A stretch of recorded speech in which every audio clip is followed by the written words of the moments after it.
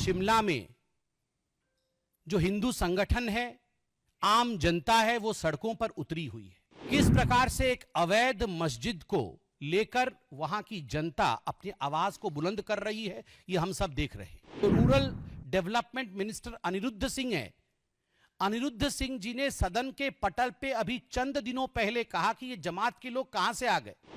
केवल 2 परिवार थे इस एरिया में, अब 1900 परिवार आ गए हैं और इतना बड़ा एक अवैध मस्जिद बन के खड़ा हो गया है। 45 बार 45 times the municipal court has served notice to the masjid, to the mosque, to produce papers of legality. Rahul Gandhi की मोहब्बत की दुकान, ये केवल हिमाचल प्रदेश में हिंदुओं के ऊपर लाठीचार्ज और टीयर गैस नहीं छुड़वा रही है, ये कर्नाटक में गणेश विसर्जन के समय गणेश मूर्ति के ऊपर चप्पल फिकवाने से लेकर पत्थर फिकवाने का काम भी कर रही है। हिंदुओं पर लाठीचार्ज, अवैध मस्जिदों का रिचार्ज, ये नहीं चलेगा। शिमला में जो हिंदू संगठन है, आम जनता है, वो सड़कों पर उतरी हुई है। किस प्रकार से एक अवैध मस्जिद को लेकर वहां की जनता अपनी आवाज को बुलंद कर रही है, ये हम सब देख रहे हैं। बड़ा स्पष्ट है कि वो मस्जिद अवैध है। यह भी स्पष्ट है क्योंकि उनके खुद के मंत्री ने, कांग्रेस के मंत्री जो rural development minister Anirudh Singh है, अनिरुद्ध सिंह जी ने सदन के पटल पे अभी चंद दिनों पहले कहा कि ये जमात के लोग कहां से आ गए। ये वो लोग हैं जो लड़कियों के ऊपर टिप्पणी करते हैं, लड़कियों को छेड़ते हैं। लव जिहाद के विषय में भी कहा। केवल 2 परिवार थे इस एरिया में, अब 1900 परिवार आ गए हैं और इतना बड़ा एक अवैध मस्जिद बन के खड़ा हो गया है। ये खुद अनिरुद्ध सिंह जो उनके मंत्री है, उन्होंने कहा।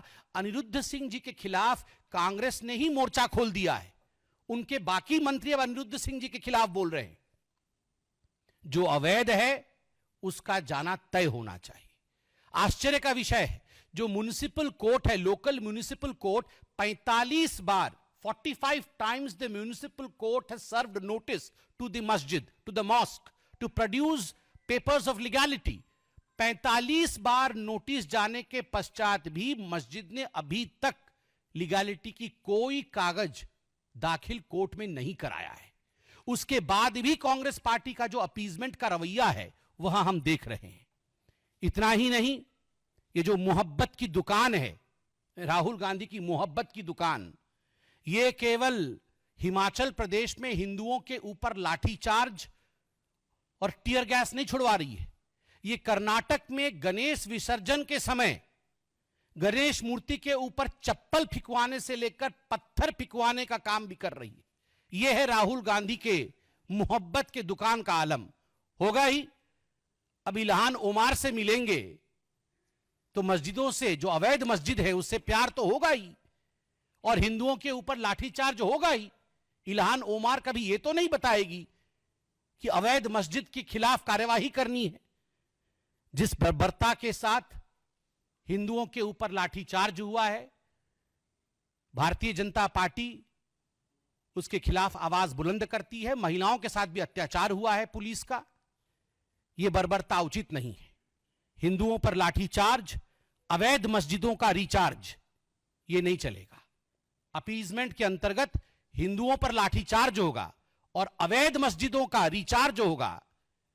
यह ना तो जनता चाहती है और ना ही एक सभ्य समाज में कानून चाह सकती है।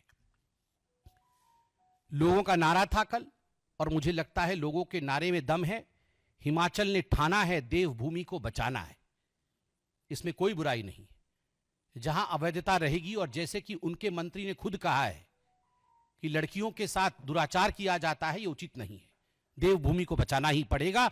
और चंद दिनों पहले अखबारों में हमने पढ़ा कि किस प्रकार से कुछ समुदाय के लोगों ने वहां के लोकल बिजनेसमैन को मारा है। मुझे जहां तक नाम याद आ रहा है, वो शायद यशपाल सिंह है। उनकी पिटाई की गई, और किन्होंने पिटाई की है? गुलनवाज, शरीक, सैफ अली, समीर, रिहान।